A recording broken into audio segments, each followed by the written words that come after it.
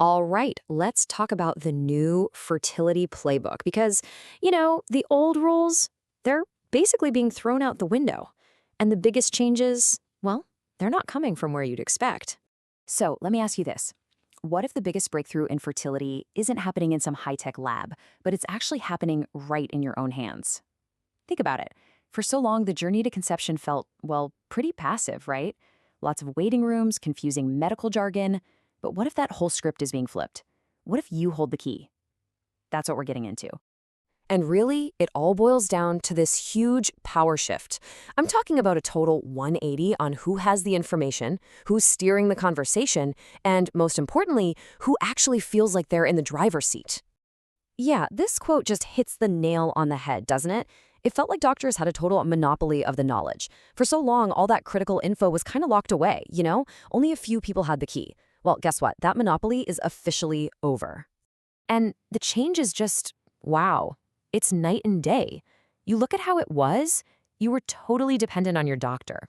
The whole process felt opaque and confusing, and now it's all about being self-empowered. It's a transparent journey.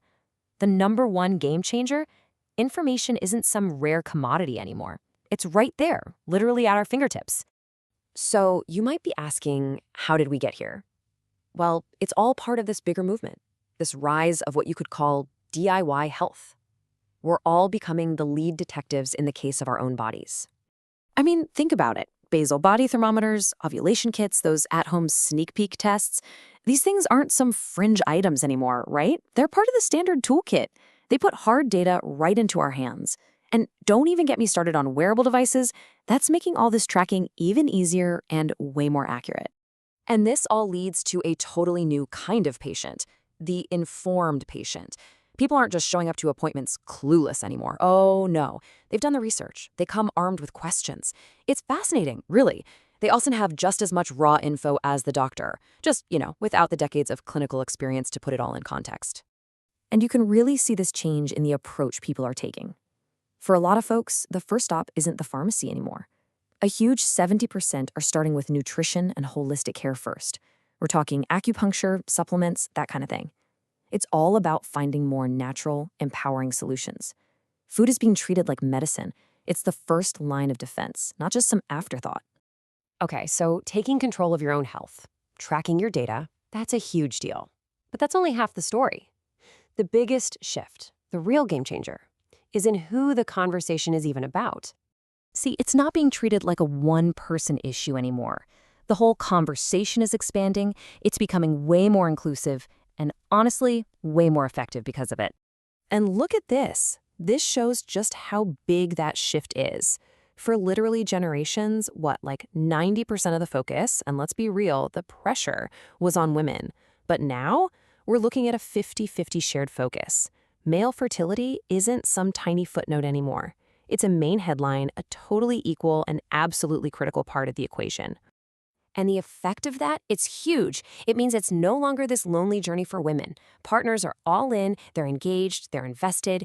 It's finally becoming what it always should have been, a real team effort.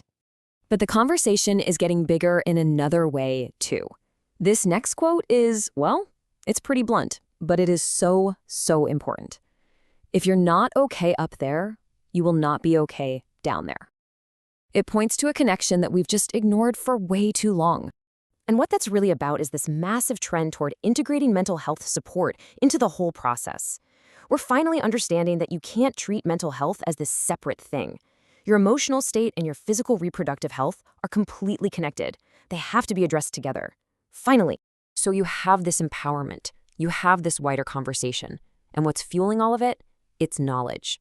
Plain and simple, a much deeper, much more accessible understanding of how our bodies actually work. Let's just take ovulation, for example. We've all heard the old day 14 rule, right? Well, that's out. People now get that it's a variable window, not some fixed date on a calendar. And more than that, they have the tools to track their own unique window, even with irregular cycles. That's power. And it goes beyond just ovulation. People are becoming experts on what happens next, that crucial 2-week waiting period, the luteal phase. They're learning about the whole journey, ovulation, fertilization, the trip down to the uterus, and finally implantation. Understanding those steps turns all that nervous anxiety into just awareness. And the rabbit hole goes even deeper. The everyday conversation now includes stuff that used to be super niche. We're talking about how hormone balance can lead to belly fat, the massive role of gut health and probiotics, even which specific exercises are best for your hormones. I mean, this is basically advanced biology becoming common knowledge, which is pretty amazing. Okay, so with all that said, where is this all heading? What's the future of fertility look like? Well, the core trend is crystal clear. The power dynamic has completely flipped. Because people have more information, more awareness, and more tools, families are now firmly in the driver's seat. End of story. And that leaves us with one last big, kind of mind-blowing question to chew on. With things like AI and even more advanced wearable tech just around the corner, are we heading for a future where conception is less about chance and a lot more about data? Just something to think about. Thanks for tuning in.